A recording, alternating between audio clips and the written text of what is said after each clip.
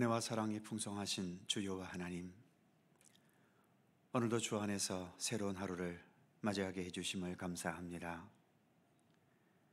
너희는 세상의 소금이며 빛이 되어야 한다고 주님께서 말씀하신 것처럼 우리들의 살아가는 이 모든 삶이 어느 누군가에게는 좋은 영향이 되게 하시고 기쁨과 평강을 주는 삶이 될 수 있기를 원합니다.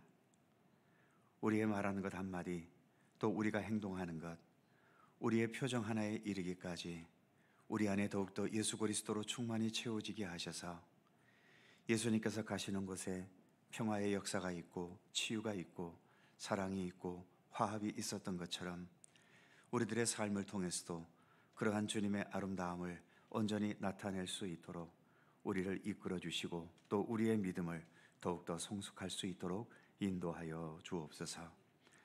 오늘도 하나님의 백성으로 살기 원하여 하루의 첫 시간 주님과 함께 동행합니다. 이 시간 주 성령께서 친히 모든 것을 주관하시고 이끌어 주시옵소서. 감사드리며 예수님의 이름으로 기도드립니다. 아멘. 찬송 282장입니다. 282장.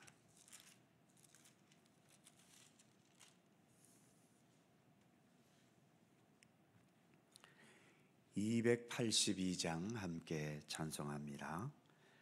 큰 죄에 빠진 날 위해 주 보혈을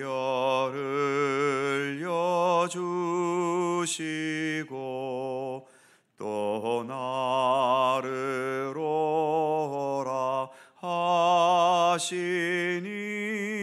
주께로 거저 갑니다.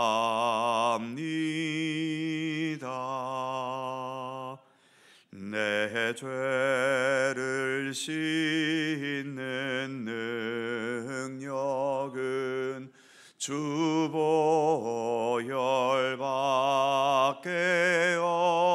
없으니 정하게 되기 원하여 주께로 거저 갑니다.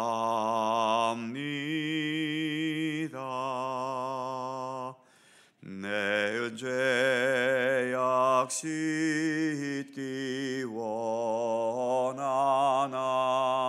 내 힘이 항상 약하니 보혈의 공로 믿고서 주께로 거저 갑니다. 내 죄가 심히 무거워 구하여 줄이 없으니 내 의심 떨쳐 버리고 주께로 거저 갑니다.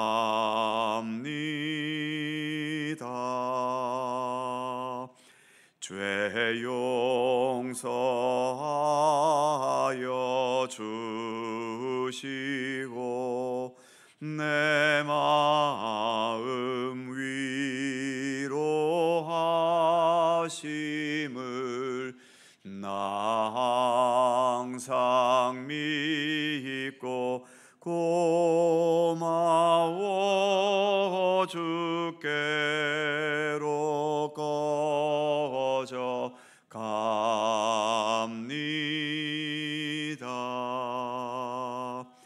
주 예수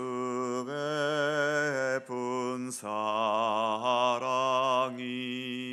한없이 크고 넓으니 내 뜻을 모두 버리고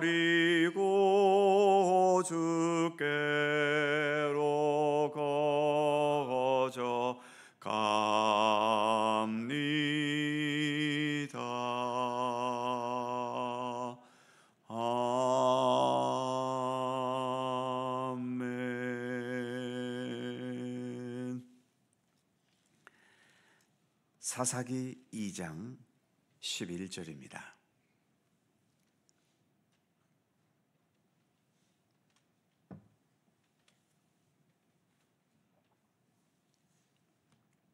사사기 2장 11절에서 23절까지의 말씀입니다. 교독하지요. 제가 먼저 11절 읽습니다. 이스라엘 자손이 여호와의 목전에 악을 행하여 바알들을 섬기며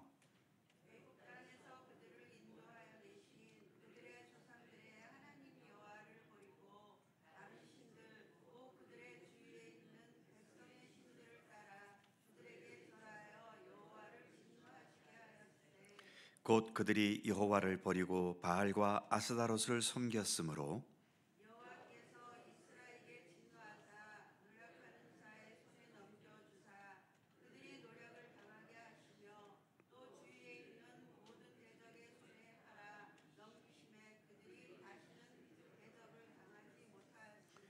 그들이 어디로 가든지 여호와의 손이 그들에게 재앙을 내리시니 곧 여호와께서 말씀하신 것과 같고 여호와께서 그들에게 맹세하신 것과 같아서 그들의 괴로움이 심하였더라.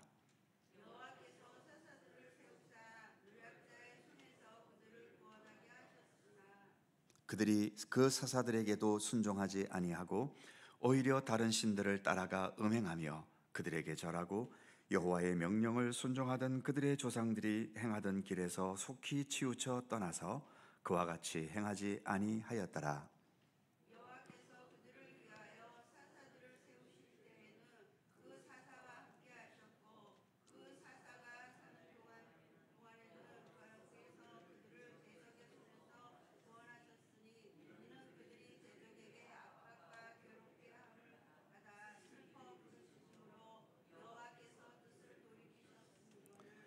그 사사가 죽은 후에는 그들이 돌이켜 그들의 조상들보다 더욱 타락하여 다른 신들을 따라 섬기며 그들에게 절하고 그들의 행위와 패역한 길을 그치지 아니하였으므로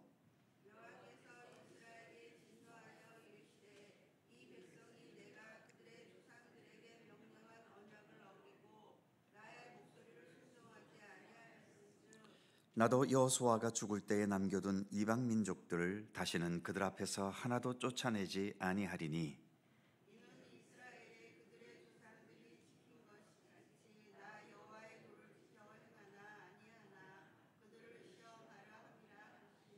다 같이 여호와께서 그 이방 민족들을 머물러 두사 그들을 촉히 쫓아내지 아니하셨으며 여호수아의 손에 넘겨주지 아니하셨더라.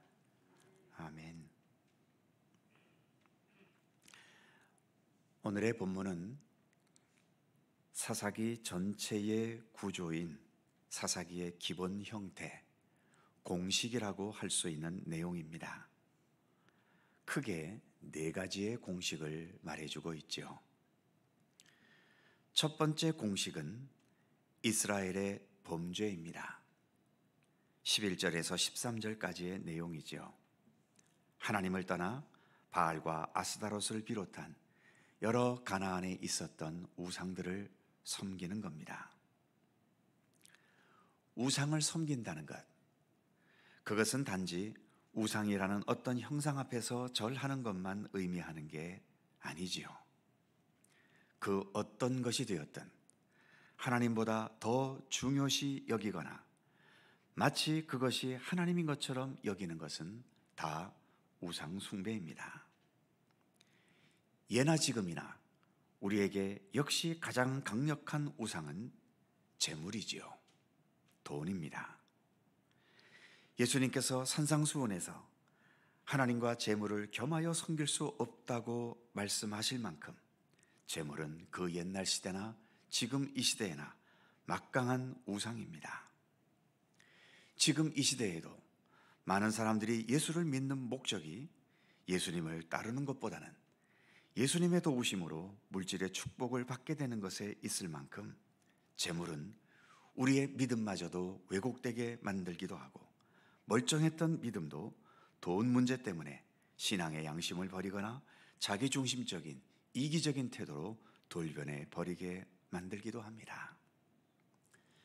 그 외에도 인간 중심의 행복에 대한 지나친 욕구나 육체의 쾌락도, 그리고 이 세상에서 누리는 명예와 권세와 인기와 사람들에게서 인정받는 것, 이 모든 것들도 하나님보다 더 앞세우고 중요하게 여기는 우상이 되기도 하는 거지요.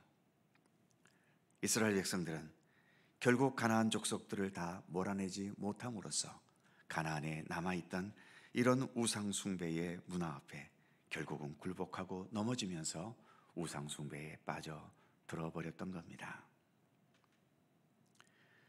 둘째 공식은 그 범죄로 인한, 우상 숭배로 인한 하나님의 징계와 심판입니다. 14절과 15절 말씀이지요. 14절 첫 부분을 보면 여호와께서 이스라엘에게 진노하셨다. 15절도 보면 그들이 어디로 가든지 여호와의 손이 그들에게 재앙을 내리셨다.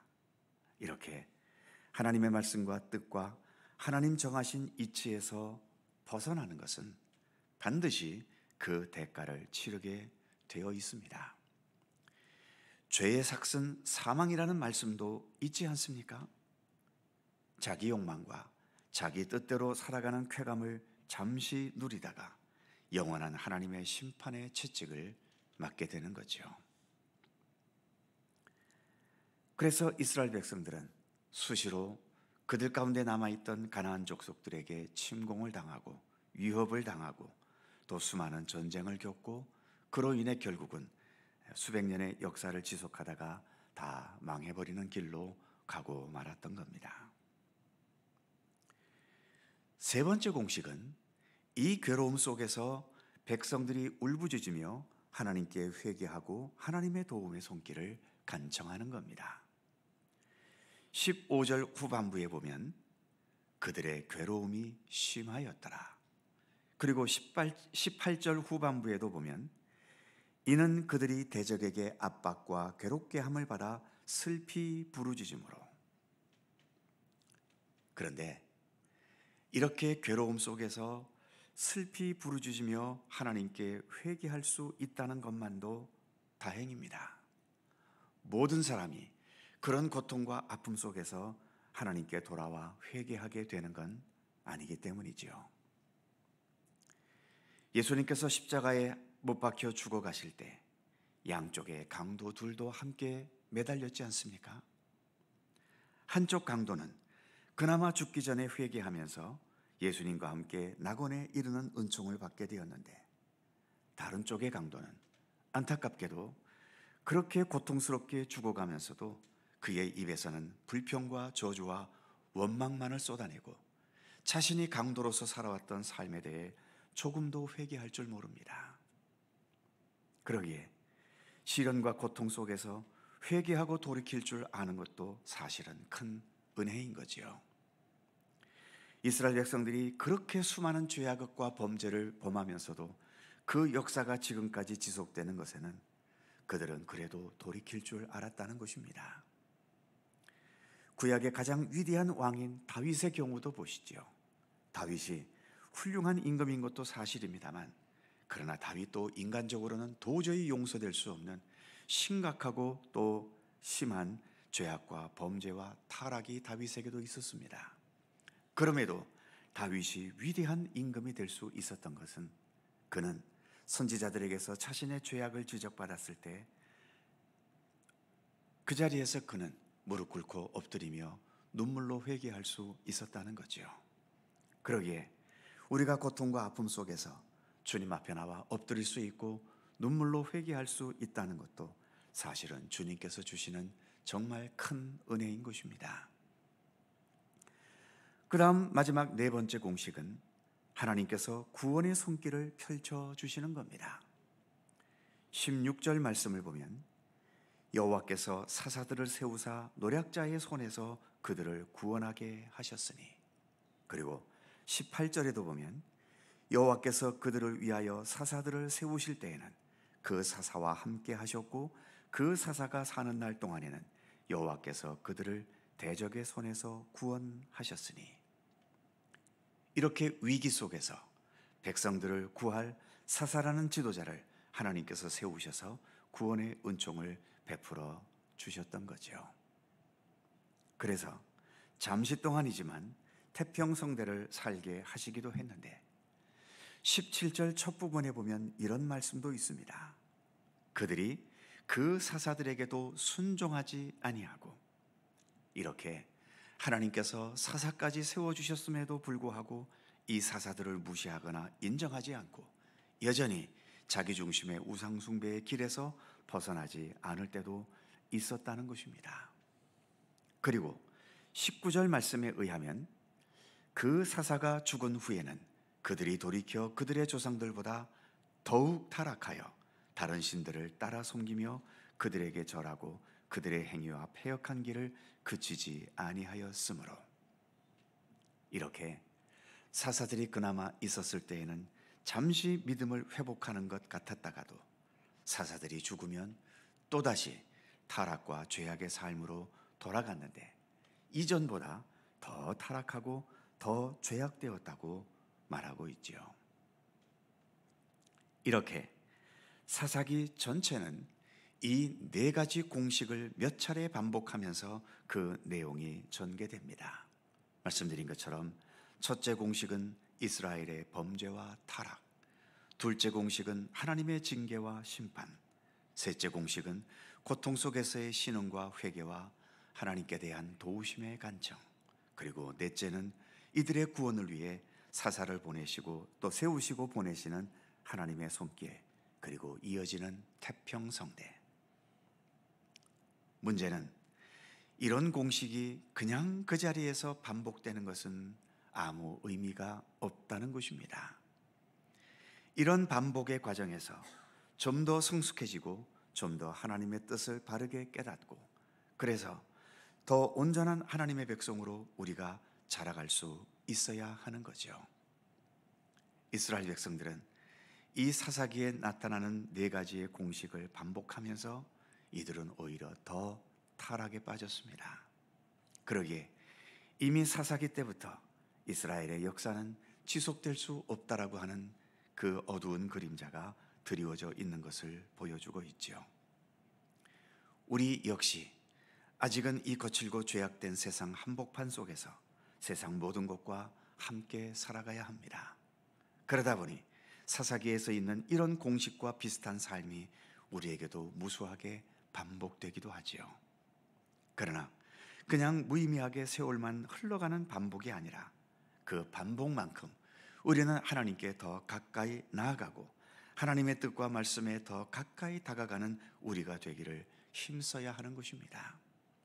오늘 우리가 불렀던 찬송, 우리에게 많은 죄악이 있지만 그러나 주님의 보혈의 공로를 믿고 신뢰하면서 주님께 거저 나아갈 수 있기를 원합니다. 그 내용의 찬송을 우리가 불렀지 않습니까? 비록 겨자씨만한 작은 믿음일지라도 이렇게 주님을 향하여 나아가려는 믿음의 의지가 남아 있다면 죽음을 향해 갈 수밖에 없는 우리를, 그 믿음은 우리를 참된 생명으로 향하게 할 수 있는 것입니다. 우리에게 있는 이 믿음, 이제는 후퇴가 아니라 비록 여전히 죄악과 어두움의 역사를 반복한다 하더라도 그래도 한 걸음씩 주님을 향해 더 나아갈 수 있는 우리의 참된 믿음의 발걸음이 될 수 있기를 주님의 이름으로 축원합니다. 기도하겠습니다. 거룩하신 하나님, 오늘 사사기 전체를 관통하는 네 가지의 공식을 우리가 함께 살펴보았습니다. 죄악과 우상숭배에 빠지고 또 그 가운데서 하나님의 진노의 채찍으로 고통을 겪고 고통 속에서 울부짖으며 주님께 회개하고 도움의 손길을 바라고 주님께서 구원의 손길을 통해 그들을 건져주시는 이 역사들이 사사기에서 몇 차례 반복이 되고 있습니다. 하나님, 우리들의 삶이라고 무엇이 다르겠습니까? 여전히 부족하고 여전히 죄악되고 여전히 수많은 허물을 안고 살아갑니다. 그러나 주님, 우리의 삶에도 반복되어지는 이러한 사이클들이 우리로 하여금 주님으로부터 더 멀어지게 하고 내가 더 죄악의 깊은 곳으로 나아가는 삶이 아닌 주님을 향하여 더 나아갈 수 있고 주님의 모든 것들을 더 온전히 받아들일 수 있고, 그래서 주님께서 말씀하시고 뜻하신 것에 더욱더 가까이 다가가고 예수님의 모든 것을 온전히 본받고 살아가는 그러한 믿음의 진보와 성숙함을 향하는 우리들의 믿음이 될 수 있도록 하나님 함께해 주시옵소서. 오늘도 새날을 주셔서 감사합니다. 하루의 첫 시간 주님과 함께 동행할 수 있게 하시니 더욱 감사드립니다. 이렇게 새벽을 밝히는 믿음의 의지가 우리가 살아가는 모든 일상 속에서도 늘 함께해 주셔서 더 주님을 생각하고 주님께도 한 걸음 나아가기를 힘쓰는 우리들의 모든 일상의 삶이 되도록 함께해 주시옵소서. 간절히 간구하는 우리들 모두의 기도의 제목 오늘도 기억하여 주시고 주님의 손길 속에 응답되고 이루어지도록 함께해 주시옵소서. 주님의 평강과 은총이 오늘도 우리 가운데 함께 하시기를 원하오며 우리 구주 예수 그리스도의 거룩하신 이름으로 기도하옵나이다. 아멘. 하늘에 계신 우리 아버지, 아버지의 이름을 거룩하게 하시며 아버지의 나라가 오게 하시며 아버지의 뜻이 하늘에서와 같이 땅에서도 이루어지게 하소서. 오늘 우리에게 일용할 양식을 주시고 우리가 우리에게 잘못한 사람을 용서하여 준 것 같이 우리 죄를 용서하여 주시고 우리를 시험에 빠지지 않게 하시고 악에서 구하소서. 나라와 권능과 영광이 영원히 아버지의 것입니다. 아멘. 함께 기도하시고 자유롭게 돌아가시겠습니다.